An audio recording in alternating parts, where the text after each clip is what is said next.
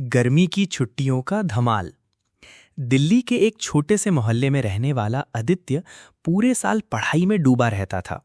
उसका छठी कक्षा का इम्तिहान जैसे ही खत्म हुआ, वो दिन जिसका उसे पूरे साल इंतजार था आ गया, गर्मी की छुट्टियां।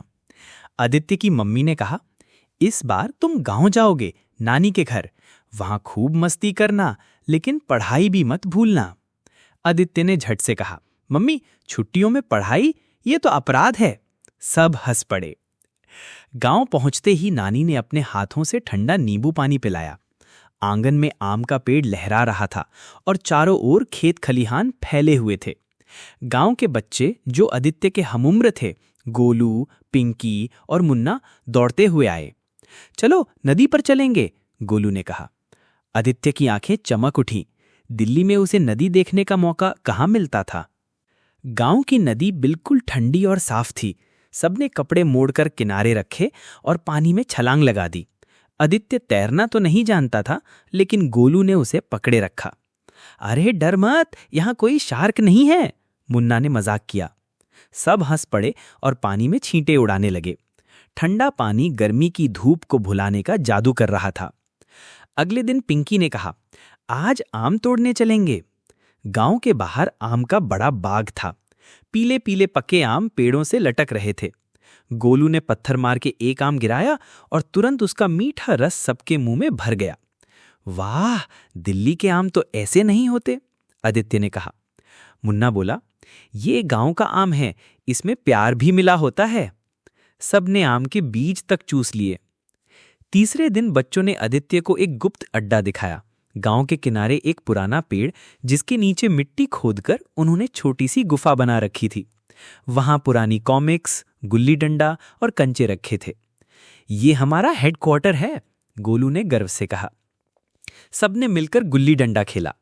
आदित्य पहली बार खेल रहा था, लेकिन थोड़ी देर में ही उसने लंबा शॉट मारकर गेंद को खेतों के पार पहुंचा दिया।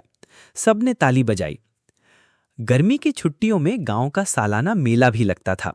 रंग बिरंगी दुकानें, झूले और खाने की खुशबू चारों ओर फैली हुई थी। आदित्य ने पहली बार जलेबी और रबड़ी का स्वाद चखा। मुंह मीठा होते ही जैसे मन भी खिल उठा।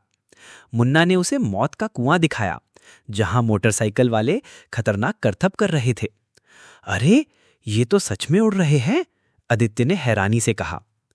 रात को सब आंगन में चारपाइयों पर लेटकर आसमान में तारे गिनते। नानी पुराने जमाने की कहानियां सुनाती, भूतों की, वीरों की और कभी-कभी अपनी बचपन की शरारतों की। आदित्य को लगता जैसे वो किसी जादुई दुनिया में आ गया हो। दिल्ली का मोबाइल, टीवी और गेम यहाँ की हंसी, खेतों की खुशबू और तारों वाली रात के सामने फीके पड़ गए। एक दिन आदित्य और गोलू आम के पेड़ पर चढ़े। गोलू तो उस्ताद था, लेकिन आदित्य फिसलकर नीचे गिर पड़ा। सौभाग्य से ज्यादा चोट नहीं आई, बस घुटने में हल्की सी खरोच लगी। पिंकी ने तुरंत हल्दी तेल लगाया और सबने मजाक उड़ाते हुए कहा, अब तू गांव का असली सिपाही बन गया। चुटकियों पे छुट्टियां खत्म हो गई। वापस जाने का दिन आ गया। आदित्य की आंखें भर आईं। गोलू ने उसे एक छोटा सा थैला दिया, जिसमें कंचे, एक गुल्ली डंडा और गांव के आम रखे थे, ताकि जब दिल्ली में हमें याद करे तो ये तेरे पास रहें। गोलू बोला, मैं अगले साल फिर आऊंगा और इस बार नदी में तैरना भी सीख लूंगा। ट्रेन की खिड़की से गांव का नजारा धीरे धीरे दूर होता गया। आदित्य के मन में बस एक ही बात थी, गर्मी की छुट्टियों का असली मजा तो गांव में ही है। अगर आपको वीडियो पसंद आए तो लाइक एंड सब्सक्राइब करिएगा